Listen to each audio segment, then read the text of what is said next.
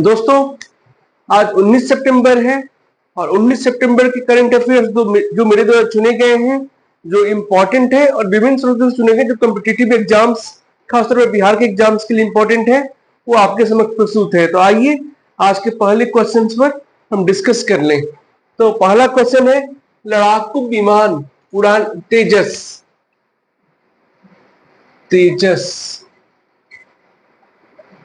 उड़ाने वाली पहली महिला फाइटर पायलट कौन है? तो तेजस विमान उड़ाने वाली पहली महिला फाइटर पायलट कौन है? तो उत्तर है मोहना सिंह। Squadron leader Mohana Singh. तो भारतीय वायुसेना की fighter pilot squadron leader Mohana Singh लड़ाकू विमान तेजस उड़ाने वाली पहली महिला फाइटर पायलट बनी। तो तेजस उड़ाने वाली पहली महिला fighter pilot squadron leader Mohana Singh बनी। मोहना सिंह जून 2016 में कमीशन्ड होने वाली पहली 3 महिला पायलटों में शामिल थी। मतलब कि पहले एक साथ 3 महिलाओं को कमीशन्ड किया गया था पायलट के तौर पर इंडियन एयरफोर्स में। उसमें एक मोहना सिंह भी थी, जो 2016 में तीनों महिलाओं को पहली बार शामिल किया गया था। ये गुजरात के नलिया स्थित 18 फ्लाइंग बुलेट्स स्क्वाड्रन में उन्हें शामिल किया गया था। 18 फ्लाइंग बुलेट्स स्क्वाड, ये एक एलिट स्क्वाड है, मुख्य स्क्वाड में से है, तो इसमें वो थी। तो इंपॉर्टेंट ये है कि तेजस उड़ाने वाली पहली महिला पायलट मोहना सिंह बनी। आज का दूसरा क्वेश्चन है, भारत ने किस देश को सिंधु जल संधि समीक्षा के लिए नोटिस भेजा है? तो पाकिस्तान को। तो ये जानकारी कोई विशेष नहीं है, क्योंकि भारत और पाकिस्तान के बीच सिंधु नदी बहती है, या सिंधु नदी भारत से होकर पाकिस्तान में जाती है। तो सिंधु जल संधि समीक्षा के लिए भारत ने पाकिस्तान को नोटिस भेजा है। इंपॉर्टेंट क्या है, तो इसका जो है, इसके बारे में डिस्कस करेंगे, वो इंपॉर्टेंट है। तो भारत और पाकिस्तान ने 9 वर्षों की बातचीत के बाद आज ही के दिन 19 सितंबर 1960 को सिंधु जल संधि पर हस्ताक्षर किए थे। इसमें विश्व बैंक भी एक हस्ताक्षर करता है। तो एक बात ये पूछ सकता है, क्योंकि भारत ने पाकिस्तान को सिंधु जल संधि समझौता पर नोटिस भेजा है, तो एक बात ये पूछ सकता है कि 1960 में समझौते में भारत पाकिस्तान के अतिरिक्त कौन एक हस्ताक्षर करता था? तो विश्व बैंक भी एक हस्ताक्षर करता था। अब भारत द्वारा कभी भी सिंधु नदी पर जब बांध या और कोई चीज बनाया जाता था, इसको सहायक में बनाया जाता था, तो पाकिस्तान द्वारा विश्व बैंक में अपील भी किया गया है पूर्व में। तो भारत के अनुसार मौलिक तथा अप्रत्याशित परिवर्तनों के कारण संधि का पुनर्मूल्यांकन जरूरी है। तो क्या है कि भारत ने पाकिस्तान को सिंधु जल संधि समीक्षा के लिए नोटिस भेजा है कि इसका मौलिक तथा अप्रत्याशित परिवर्तनों के कारण इस संधि का पुनर्मूल्यांकन किया जाए या जरूरी है। ये संधि होता है 19 सितंबर 1960 को, और इसमें विश्व बैंक भी एक हस्ताक्षर करता था।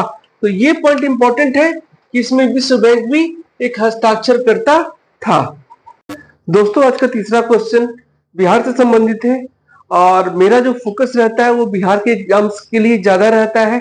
हालांकि समसामयिक क्वेश्चंस में इंपॉर्टेंट क्वेश्चन अंतर्राष्ट्रीय और राष्ट्रीय स्तर के भी जो घटनाएं हैं उनको भी शामिल किया जाता है, लेकिन मेरा फोकस बिहार की तरफ तो झुका रहता है, और महत्वपूर्ण क्वेश्चन बिहार के एग्जाम को लेकर भी डिस्कस किए जाते हैं। तो आज का तीसरा क्वेश्चन बिहार से रिलेटेड है। बिहार के राजेश शर्मा ने विश्व कौशल प्रतियोगिता में मेडल जीता है। यह प्रतियोगिता कहाँ आयोजित की गई? तो प्रश्न में एक और क्वेश्चन है कि विश्व कौशल प्रतियोगिता में बिहार के किस व्यक्ति ने मेडल जीता? तो उत्तर है इसका राजेश शर्मा। तो कहाँ आयोजित हुआ था? ये फ्रांस के लियोन में आयोजित हुआ था। तो आइए इस बारे में और डिस्कस कर लेते हैं। समस्तीपुर के राजेश शर्मा ने फ्रांस के लियोन में 10 से 15 सितंबर 2024 को आयोजित विश्व कौशल प्रतियोगिता में कैबिनेट, एक प्रकार का बिजली उपकरण मेकिंग में, तो किस में? तो कैबिनेट मेकिंग में, एक प्रकार के बिजली उपकरण के मेकिंग में पदक हासिल किया। बिहार के इतिहास में ऐसा पहली बार है जब राज्य के किसी व्यक्ति ने विश्व कौशल प्रतियोगिता में ऐसी उपलब्धि हासिल की। आज का चौथा क्वेश्चन है, भारत सरकार ने म्यांमार के साथ लगी सीमा पर बाड़ लगाने के लिए 31,000 करोड़ रुपए की मंजूरी दी है। तो एक क्वेश्चन ये भी हो सकता है कि भारत सरकार ने किस देश के साथ लगी सीमा पर बाड़ लगाने के लिए 31,000 करोड़ रुपए की मंजूरी दी है? इसका उत्तर है म्यांमार के साथ लगी सीमा पर बाड़ लगाने के लिए। तो एक ज्योग्राफिकल क्वेश्चन से बन जाता है कि म्यांमार के साथ भारत के किन राज्यों की सीमाएं मिलती हैं, या कौन से राज्य म्यांमार के साथ अपनी सीमाएं साझा करते हैं। तो 4 राज्य साझा करते हैं, अरुणाचल प्रदेश, नागालैंड, मिजोरम और मणिपुर। खासतौर पर मिजोरम की सुरक्षा के लिए यहाँ बाड़ लगाए जा रहे हैं भारत म्यांमार सीमा पर। भारत और म्यांमार के बीच कुल 1643 किलोमीटर लंबी सीमा है। बेहतर निगरानी की सुविधा के लिए सीमा पर गश्ती ट्रैक भी लगाया जाएगा। तो ये था दोस्तों चौथा क्वेश्चन। दोस्तों आज का ये 5वां क्वेश्चन नहीं होकर 5वां पॉइंट है। आइए हम लोग कुछ बातें अंतरिक्षा कर लें जिसके लिए केंद्रीय कैबिनेट ने मंजूरी दी है। तो केंद्रीय कैबिनेट ने चंद्रयान 4 मिशन को मंजूरी दी है। इस मिशन के तहत चंद्रयान को चांद पर उतारा जाएगा, जहां से वह चट्टानों तथा मिट्टी के नमूने लेकर धरती पर वापस लौटेगा। चंद्रयान 4 के लिए 2104 करोड़ रुपए, ये जो है इनिशियल है।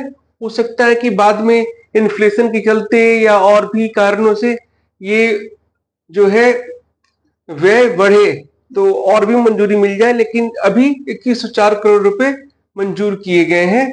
इसका उद्देश्य 2040 तक चंद्रमा पर मानव मिशन उतारने की तकनीक विकसित करना है। इसका उद्देश्य 2040 तक चंद्रमा पर मानव मिशन उतारने की तकनीक विकसित करना है।